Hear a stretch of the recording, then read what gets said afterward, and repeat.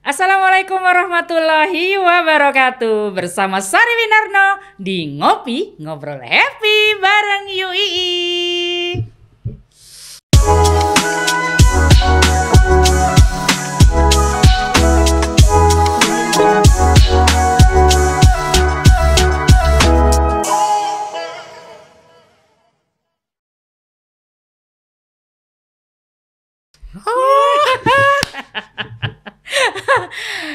Sekarang kita sesuai dengan janji kita di part 2 ini akan membicarakan tentang Gen Z. Aduh, tapi ini Gen Z-nya agak Gen Z yang agak serius nih ya guys. Siap-siap lu. Pendadaran part 2 nih. Nah, ini kan tadi ngebahas nih sama Haikal. Waduh, nih ya alumni UII terbaru nih. Ya, fresh dia, baru lulus tahun kemarin 2024 dari Fakultas Bisnis dan Ekonomi jurusan Manajemen. Aduh, tadi dia curhat dengan rasa-rasanya yang baru lulus bahwa hatinya sangat galau. Dan sekarang saya akan membahas tentang bagaimana ya dunia kerjanya Gen Z, karena kabarnya nih, infonya nih, beritanya yang lagi viral nih bahwa banyak perusahaan-perusahaan ini nggak cocok tuh sama Gen Z. Bener nggak sih guys? Sebenarnya ini berdasarkan dari yang aku lihat fenomena-fenomena di Instagram sama Twitter ya, banyak perusahaan-perusahaan mengeluhkan karena kalau Gen Z itu kerjanya itu sedikit-sedikit ngeluh, banyak kerjaan kayak gitu kan. Tapi satu sisi juga itu menjadi sebuah masukan juga buat perusahaan tuh menurutku. Karena apa ya? Karena di era teknologi sekarang, di era banyak sosial media yang sudah bertebaran sekarang itu, kesadaran mental atau kesadaran hak seorang pekerja itu kan semakin aware kan, orang-orang kan semakin sadar akan hal itu, dan itu tuh penting gitu loh. Karena kita manusia hanya punya waktu 24 jam dalam sehari, dan dalam 24 jam sehari itu masa kita menghabiskan seluruh waktu kita untuk bekerja? Kan enggak, kan ada yang membagi untuk dengan keluarga, kalau misalnya dia punya keluarga, ada yang membutuhkan waktu untuk healing juga buat diri kita supaya diri kita gak stres juga. Karena kan kalau misal andai kata kita sakit kan perusahaan gak kehilangan apa-apa kan, toh kalau misal kita sakit atau misal amit-amit kita meninggal sebagai seorang pegawai kan perusahaan bisa cari yang pengganti lain kayak gitu kan, istilahnya gitu kan.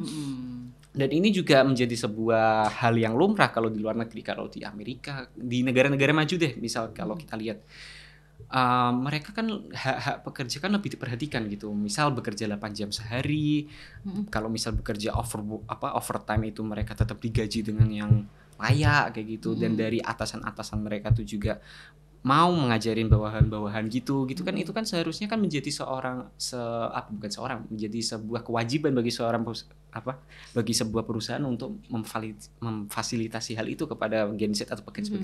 Di luar pekerja Gen Z, di luar pekerja yang anak-anak muda sekarang, pekerja keseluruhan harusnya kan diperlakukan seperti itu kan gitu.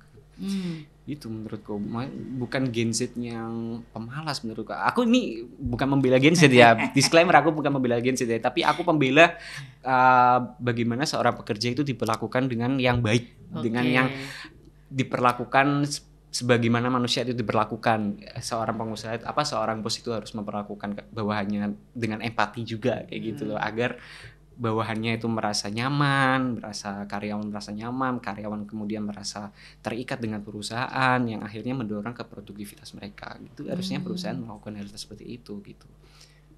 Itu sudut pandangmu dari pengalaman pribadi atau hanya melihat, tadi bilangnya melihat medsos ya? Ya, dari medsos itu. Tapi dari teman-temanmu ada nggak yang curhat masalah pekerjaan juga? Maksudnya gimana gitu Gen Z bekerja? Atau kalau aku jelas ya, banyak teman-temanku, apalagi kemarin aku baru aja ke Jakarta nih guys, dan banyak banget teman-temanku tuh curhat tentang Gen Z nih ceritanya.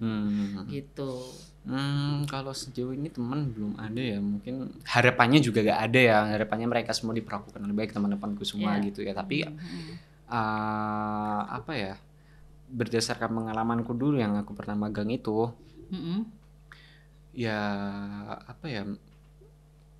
kalau aku lihatnya Gen Z mungkin dari mereka kerjanya lelet juga, karena aku ngalamin ya, kerja lelet itu bukan karena kita pengen kerja lelet, itu bukan, tapi karena kita belum kebiasa dengan pace orang-orang profesional itu, dengan orang pace yang sudah bekerja di dalamnya itu selama bertahun-tahun. Ketika kita langsung baru sebulan, baru 2 bulan, masa kita langsung mengikuti pace mereka yang serba cepat, kan belum bisa kan kayak gitu kan. Sat. Dan kita lagi dan Gen Z ini lagi baru masuk, masih meraba-raba, masih mencoba-coba, masih memfigure out gimana sih cara observasi juga dia cara gitu. Dunia kerja itu gimana sih kayak gitu, dunia bekerja itu gimana sih, karena biasanya gitu. Mereka kan kuliah ya kan? Masuk ke dunia baru yang dimana itu kita harus meminimalisir kesalahan yang ada, itu kan harusnya kan Gen Z kan ada rasa takut-takut juga kalau gitu ya Gen Z sebenarnya berhati-hati ya. Karena selama ini kan pandangan orang tentang Gen Z itu adalah anaknya suka-suka gue kan. Ya mungkin aku nggak tahu ya, kalau misal dari pengalamanku yang dulu kan cuma kerja beberapa bulan aja, magang beberapa bulan, ya itu yang aku tangkap, kalau kita mengikuti pace orang yang profesional ya kita belum bisa, karena kita baru terjun 2 bulan 3 bulan, masa disuruh langsung mengikuti mereka. Kita pun baru bekerja 6 bulan, menurutku itu belum bisa mengikuti pace mereka. Karena apa? Karena kita masih banyak celah-celah yang belum kita raba di situ gitu loh. Karena selama ini juga saya beberapa kali bekerja dengan Gen Z ya, mas-mas ini krunya juga Gen Z nih kayak gini kan, gitu. Dan selama kita ngetim ya, maksudnya kan itu suatu tim ya, kerja apapun ya, nggak ada yang atas atau bawah, nggak ada yang senior atau junior sebenarnya gitu. Itu semuanya tim gitu. Dan gimana yang senior itu mungkin gitu ya, dianggap senior itu bisa mengarahkan gitu. Itu lebih ini sih. Lebih bisa klik gitu, lebih bisa klop gitu loh kayak gitu. Ya bukan sebenarnya salahnya Gen Z juga gitu, tapi satu sisi juga Gen Z ada salahnya juga sih kayak gitu. Karena jangan lupa ya guys, yang memproduksi dan membuat generasi Z itu menjadi generasi strawberry gitu ya. Kan istilahnya mau ABC, generasi A, B, C, D, E, F, G sampai Z itu pun terbentuk seperti sekarang ininya, karakternya itu karena perbuatan dari kita ya, juga dari generasi sebelumnya. Didikannya juga gitu kan. Iya, mungkin dari mereka X ya. Mungkin dari mereka gitu. Terlalu memanjakan, terlalu apa yang kemudian berakibat ke mental anak-anak mereka kayak gitu. Karena kita sebelumnya ini yang generasi kami nih, generasi X ya, dulu kan diperlakukan seperti ini ya, romusan. Kerja paksa. Maklum ya. Kerja. Iya. Orang tua kita sangar ya, sadis gitu, nggak mau nurut, cubit. Ya fisik soalnya. Sekarang dikit-dikit cubit, lapor polisi, lapor apa kekerasan. Nggak ada lapor-lapor sama guru mau ngelempar kita pakai penghapus atau papan tulis, sekali dia lempar gitu, nggak akan ada laporan gitu. Karena itu memang didikannya. Apalagi kita yang mempunyai orang tua yang seperti itu ya, maksudnya fisik ya hukumannya ya. Dan nenek kita, jadi orang tuanya orang tua gitu ya. Nenek kita tuh kan mengalami beberapa kali penjajahan ya. Jadi kalau menghadapi cucu itu juga tidak dengan ala Belanda apa ala Jepang dia pasti. Ya cuma orang tua mungkin mikirnya mereka anak-anaknya nggak pengen ngelaluin masa yang mereka lakuin X gitu. Merasa janganlah seperti saya gitu ya. Cuma dari sisi mereka ya salah, ada salahnya. Jadi mereka gitu. Parenting, punya new parenting nih ceritanya, dari parenting kakek nenek kalian gitu ya. Jadi parenting baru adalah anak jangan dibentak gitu ya. Nanti sel-sel otaknya mengalami blokade dan tidak ada masa pertumbuhan atau apalah gitu ya.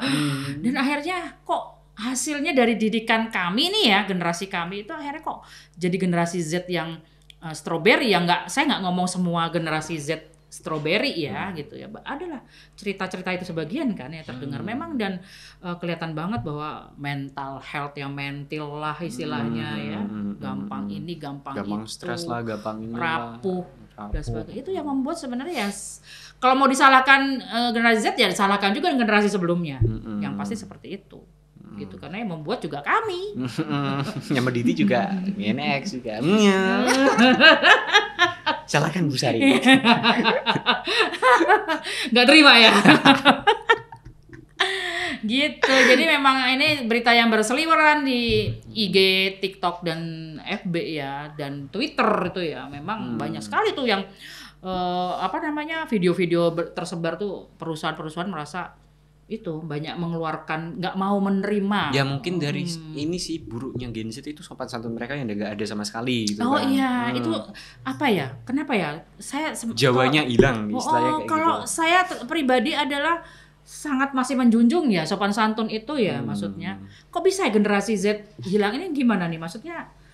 Teman-temanmu gimana? Temanmu gimana? Aku kan meneliti dari teman-temanmu aja ya gitu loh. Kalau saya sendiri mendidik anak pasti orang tuamu juga mendidikmu juga kan pasti masih dengan sopan santun, masih dengan toto kromo ya kayak gitu-gitu kan.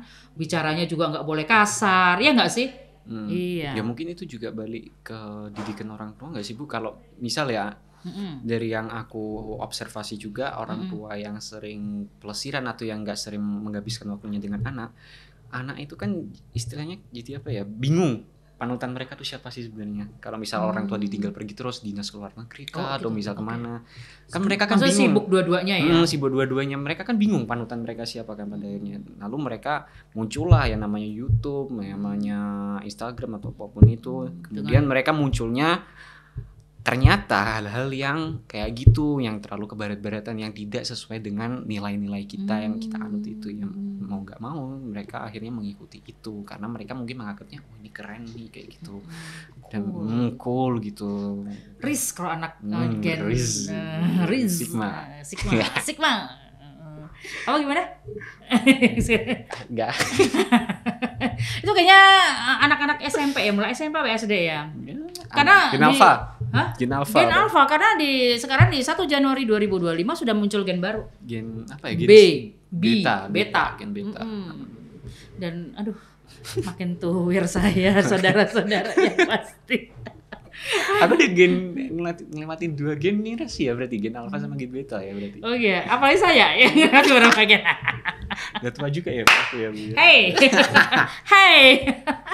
Betul baru lulus juga, aduh ya Allah. RD tolong rekrut saya. Rekrut. Sudah begitu banyak lamaran yang pastinya ya. Oke, sekarang pertanyaannya adalah mungkin beda ya cara kamu mengirim CV. Mungkin kalau dulu zaman saya masih by email. Iya sekarang masih by email. Terus tesnya sama datang ke lokasi enggak ada yang atau online. Kecuali CPNS ya, PNS itu memang di satu tempat rekrutmennya ya. Kalau sekarang tergantung perusahaan sih. Kalau misal perusahaannya itu mampu untuk melaksanakan rekrutasi secara online ya ada yang online. Maksudnya kemarin juga aku dapat apa istilahnya offering letter yang mengharuskan aku untuk tes secara offline tuh ada juga kayak gitu. Oh gitu ya. Jadi offline dan online ya bisa offline ya. Offline dan online tergantung perusahaannya aja sih sebenarnya. Tapi kebanyakan yang pengalamanmu ini online apa offline? Campuran. Dua-duanya ada semua. Walaupun aku nggak pernah ngikutin yang offline ya karena seringkali mereka dadakan ngasih jadwalnya itu ya. Ya tapi berimbang kok, dari mereka ada menawarkan offline ada. Maksudnya kita bisa memilih. Maksudnya Mas kamu datang ya ke kantor kami secara offline misalnya gitu atau enggak kamu di luar kota tidak memungkinkan untuk hadir tapi ini langsung bisa. Oh nggak bisa kalau offline kalau online gitu. Oh gitu. Dirimu tadi bilang kalau secara online berapa kali tidak hadir itu gimana? Yang itu yang offline, mereka kan kasih jadwalnya dadakan istilahnya gitu. Oh gitu. Dan pada hari yang sama baru di email atau di WA sekitar jam 8 pagi untuk tes di jam 9 pagi di kota yang berbeda gitu. Itu nggak memungkinkan kan buat aku untuk traveling begitu jauhnya kayak gitu. Luar biasa. Satset. Itu istilahnya kalau zaman kami dulu itu istilah Roro Jonggrang. Ketawa loh. Roro Jonggrang itu dalam semalam mendirikan 1000 candi itu. Tapi kalau dibandingkan zaman dulu cari kerja enakan zaman dulu apa zaman sekarang Bu? Mungkin zaman dulu ya Bu kalau aku nangkepnya karena enggak. Zaman dulu juga sulit. Tapi kan apalagi sarjana nggak terlalu banyak. Karena saya lulus bertepatan dengan Krismon. Oh iya juga. Krisis moneter dan saat itu hancur-hancurnya Indonesia. Dolar lagi melonjak naik, semua perusahaan-perusahaan itu tutup. Bangkrut semuanya. Terus yang nggak hanya perusahaan, bank aja runtuh. Oh iya ya, jadi satu itu. Oh, kan jadi bank. Mandiri nih sekarang kan ada nih. Dulu kan dia akuisisi dari beberapa bank. Itu tuh hancur-hancuran pas aku lulus. Jadi aku 97 lulus, 98 wisuda. Habis wisuda melongo. Orang yang udah ngantor aja udah punya pekerjaan aja dipecat ya, pelangsingan. Berapa lama dulu nganggur? Enggak, aku langsung di auditor. Oh, langsung kerja, langsung kerja. Jadi wisuda di bulan Mei. kira-kira seminggu kemudian udah langsung ngantor di kantor akuntan publik. Begitu. Ya nggak tahu ya, rezeki aja sih kayak begitu. Padahal saya ya tidak sepintar kamu kan kumlot ya. Makin tertekan dia saudara-saudara. Oke, next bertanya. Sebenarnya aku nanya ya, antara kumlot dan tidak kumlot itu maksudnya yang reguler gitu ya. Saya bilang ini ya, bukan yang biasa ya, reguler lah. Itu sama-sama mencari kerjanya sulit ya. Maksudnya perusahaan itu tidak memandang bahwa privilege, wah anak kumlot gitu loh. Atau gimana?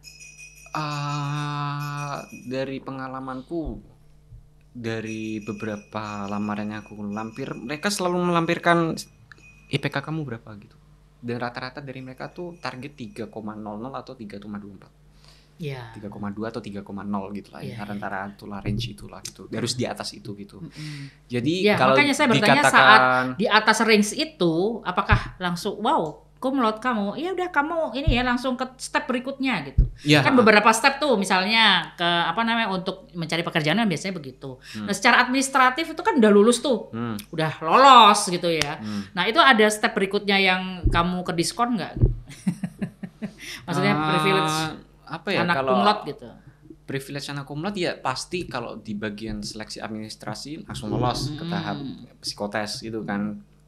Cuma kalau dari aku nangkepnya, mau kumlot atau mau enggak itu sebenarnya nggak berpengaruh juga sih. Sama kan? Ketika dunia kerja kan itu bukan dunia istilahnya dunia pendidikan lagi. Kalau dunia pendidikan misalnya kumlot atau enggaknya kumlot kan itu kan ditentukan dengan niat belajar kita gitu kan. Tapi kalau dunia kerja itu kan istilahnya udah beda lagi ranah gitu loh. Maksudku kita nggak bisa membandingkan antara dunia pendidikan sama dunia profesional di satu sama kan, itu nggak bisa gitu. Dunia itu yang maksud saya pertanyaan, kamu memang cerdas, tahu arah-arahnya gitu. Kalau misal dunia kerja kan istilahnya apa ya, banyak hal. Misal kalau aku nangkepnya itu 60% itu mencakup dunia pendidikan, tapi 40% itu mencakup dunia di luar pendidikan gitu. Kalau aku dari tanya orang-orang yang profesional yang udah pernah bekerja itu kayak gitu, ilmunya di dalam dunia pendidikan ketika kita diaplikasikan ke dunia kerja itu nggak 100% bisa kita aplikasikan di situ gitu. Jawabannya cakep banget, sesuai dengan maksud dan tujuan saya. Kenapa? Ini berkaitan dengan podcast sebelah yang saya hosti juga gitu kan ya. Itu pernah di episode awal-awal, episode 1 dan 2 kita membahas itu. Dari psikolog HRD, dari psikolog industri gitu loh. Jadi dia menangani suatu HRD bahwa memang saat maunya HRD itu sendiri adalah ya kalau bisa kumlot, kalau bisa juga organisasinya baik, gitu ya. Kalau kan, bisa banyak maunya ya. Kalau bisa dulu pernah ada pengalaman magang, internship, bekerja atau kalau dia pernah ngajar. Syukur-syukur pernah buat jembatan ya gitu. Jadi ini saja nih, terus dia bilang ya kalau dia punya organisasi di rumah, misalnya Karang Taruna di kampus dia ikut misalnya kegiatan kampus, misalnya apa namanya kampus sekarang namanya banyak senat. BEM, enggak senat, BEM ya, oke BEM gitu. Terus di rumah maunya HRD dia ikutan juga Karang Taruna gitu ya. Saya ngono ra urip kok. Raturu masalahnya. Bu, tolong ya Bu, masuk akal lah Bu ya Bu, kami di sini mau terus lulusnya cepat, 8 semester kalau nggak 7 semester, wow, kumlot pula,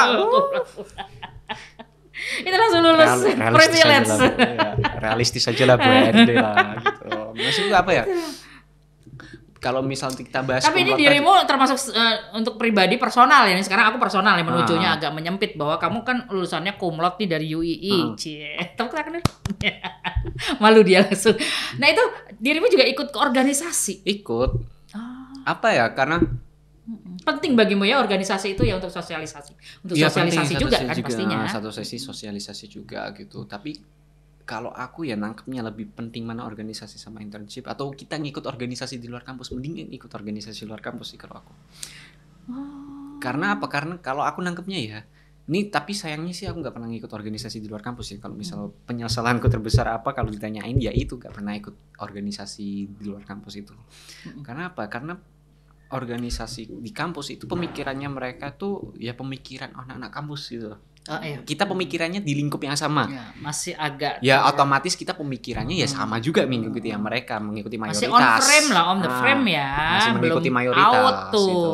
Tapi kalau kita mengikuti organisasi luar kayak gitu, pemikiran mereka kan sangat kultural diversifikasi mereka Iya, kan betul. banyak banget gitu kan. Mereka dari berbagai macam suku, agama, dari macam universitas, jurusan itu. Dan yang sebenarnya buat kita maju ya itu karena ketika Latar kita belakang. berkumpulnya dengan latar belakang yang berbeda itu tadi, pemikiran kita semakin terbuka malahan kayak gitu. Iya, Hmm. benar. Betul sekali. Karena saya sendiri juga pengalaman saat saya masih ini ya, usia 20-an gitu ya. Saya di kampus itu hanya ikut-ikutan aja sih sebenarnya. Maksudnya, oh ini ada pekan ta'aruf lu jadi ini bagian ini. Oh ya oke, misal konsumsi gitu ya. Iya. Yang ecek-ecek lah gitu ya. Bantu-membantu gitu. Tapi kalau di luar kampus saya justru lebih aktif. Benar ini perkataannya. Karena jenjang usianya nggak sama. Ya di kampus juga usianya nggak sama. Tapi lingkupnya ya itu aja seperti dirimu ngomong gitu. Tapi kalau ini bisa aja dia orang bekerja. Bisa dia orang bekerja atau misal dia lebih muda daripada kita tapi lebih bijaksana dia daripada kita itu. Bisa aja dia tidak kuliah, tapi dia sudah bekerja. Dia menghasilkan, dia sudah menghasilkan. Pemikirannya gitu. tapi lebih luas karena dia udah menjebol tembok kampus itu tadi gitu ya. Tapi bukan berarti kita mengajari kalian-kalian yang lulusan SMA untuk tidak kuliah ya. Ya, tapi itu bukan. pilihan sebenarnya gitu loh. Tapi ya kalau misalnya kalian Tapi pendidikan itu tetap penting kok. kamu yang punya kesempatan, terus punya biaya, punya dana, udah. Jangan kuliah pernah aja. berpikiran kalau pendidikan itu nggak penting, jangan. Oh, karena iya. apa ya? Karena itu tidak ada di luaran ya, masalahnya Nggak ada. lingkup kita atmosfernya tuh beda lah pokoknya. Sama kayak yang dikatain sama siapa ya, Sujiwo Tejo atau siapa itu, kalau misal pendidikan itu emang nggak menjamin kalian untuk sukses di masa depan, tuh nggak menjamin, tapi memperbesar kemungkinan kalian sukses di masa depan. Pendidikan itu sebenarnya Iya, betul. nggak menjamin kesuksesan tapi memperbesar kemungkinan kalian Iya. sukses di masa depan. Jadi peluangnya masih memperbesar gitu loh. Jadi peluangmu tuh lebih besar ketimbang kamu tidak banyak belajar masalahnya gitu. Karena lingkungan kampus itu mahal, membayar mahalnya itu bukan hanya membayar dosennya tapi semuanya. Iya, semuanya all in. dari lingkungan kita, dari pemikiran kita, dari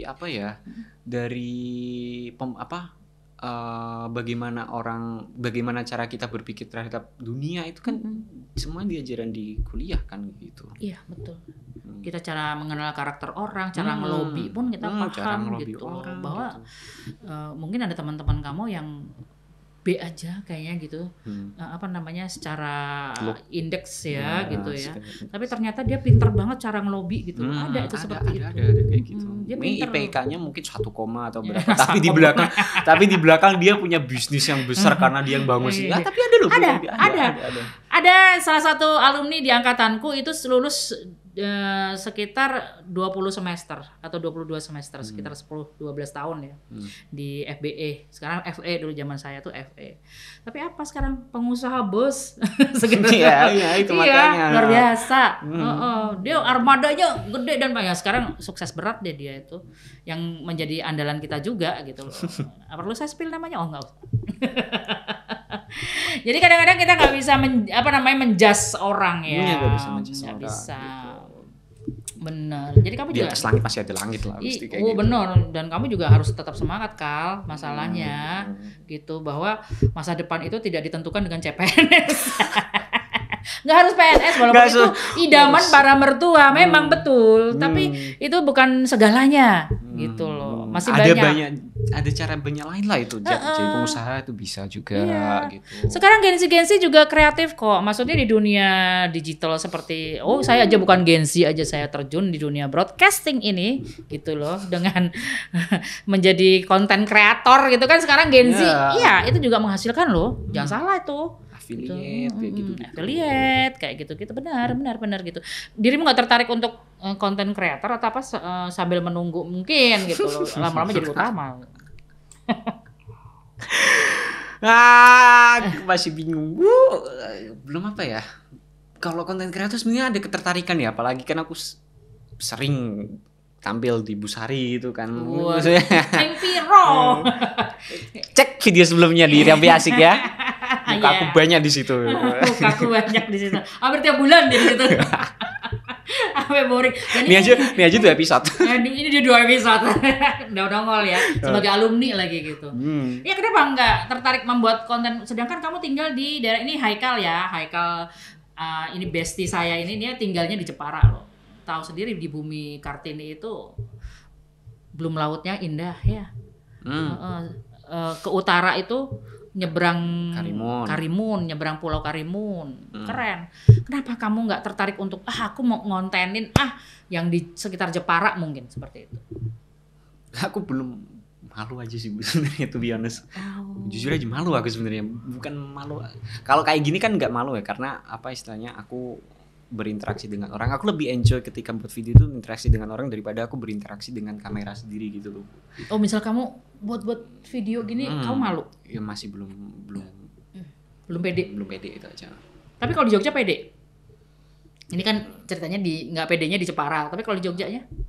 Sama aja sih, belum pede juga. Saya pikir kalau ya mungkin belum dicoba juga. Lingkungannya di Jogja itu udah sangat biasa konten creator kan? Ya.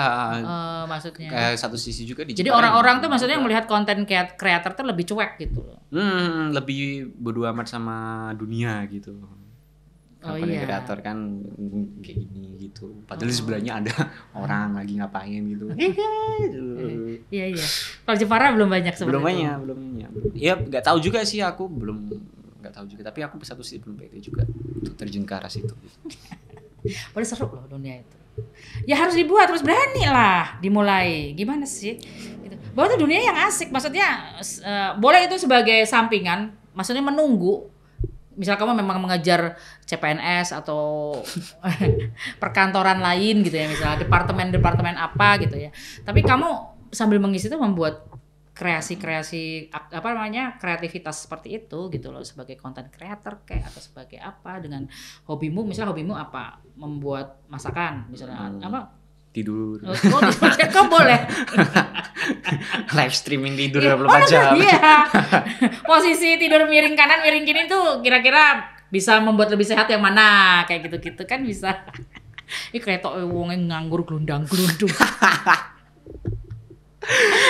Ya Allah.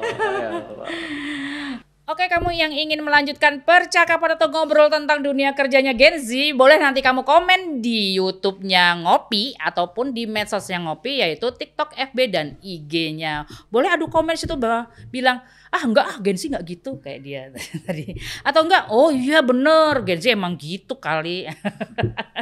Boleh, dan pantengin terus ya episode-episode menarik berikutnya dari Ngopi, Ngobrol Happy bareng UII. Pamit, wassalamualaikum warahmatullahi wabarakatuh.